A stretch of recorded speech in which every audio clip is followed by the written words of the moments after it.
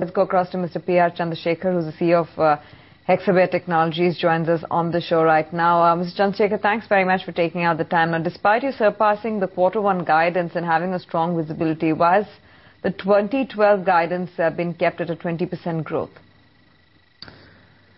And you're in a tough mood this morning. I thought 20% is pretty good, given the relative situation. No, I think that's how we see it today. We have guided into Q2 at 3.4 to 4.5%. So as we see it today, it's 20%. And the quarter has been a pretty good quarter on all fronts. We've had customer addition, revenue is up, EBIT margins are up, gross margin is up, EBITDA is up, PAT is up, most verticals and horizontals are up, all geographies are up. So I think it's a very, very healthy situation. I think 20% is still at this point industry leading, and I think we are pretty satisfied with where we are. No, surely. I think Tanvir's question comes from the fact that you set up very high benchmarks for yourself. Yeah. The question mark really is that while it was a flattish quarter-on-quarter performance, your Q2 guidance is fairly okay. You set out 20% at the start of the year. If you're so optimistic about the business, is there a scope of upping that? Before we come to how you did this quarter, and we'll talk about that as well, is there any scope, based on the client conversations that you're having, of upping that guidance even a wee little bit? There's always scope to up your guidance. But we're also looking around, and yesterday was what? One of my ex-company's results. Was it yesterday? Wipro? So I'm looking over my shoulders and saying, hey, you know what? There are these other guys who are kind of giving these kind of results, so let me we are at 20. I think that's pretty good. Yes. Let's wait to see how things develop. It's still a few months to the year to go. The markets in US and Europe, for us at least, remain still healthy. Financial services this quarter was flat or stable, but we see pickup in Q2 and continuing going forward. So as you say, there is scope, but at this point, let's stay with the 20%. What about deal flow, volumes as well as pricing? You know, how do you see that panning out in the coming quarters? Actually, our volumes this quarter were up 6.5%.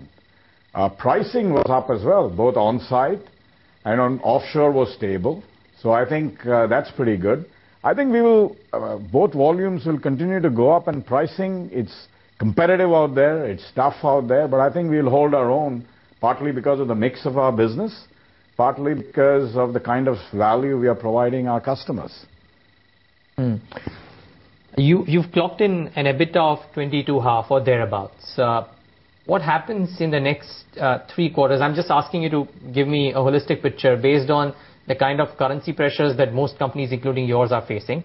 And 2, with the kind of pressures that come in on pricing, because a lot of people are speaking about, the larger peers are speaking about how client conversations are very volatile and therefore pricing may or may not be an issue. It's a divided house out here. Which side are you on? No, I think pricing will remain under pressure, and we will have to offer value to the customers and provide them with benefits either in terms of increased offshoring, improved value in terms of automation and certain other non-linear kind of services.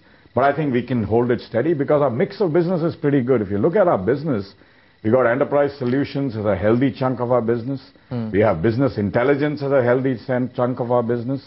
We have some fairly advanced testing solutions at a good chunk of our business. So I think pricing will be good. Gross margins, we have, I think, come out and said we'll be able to hold our profitability margin at current levels, at current currency levels. So we looked at gross margins at 41+%, and EBITDA is there. Our SG&A went up a little bit to about 18% because we invested in our business. Sure. So I think we'll be able to hold our margins as well at the current levels, despite the pressures out there.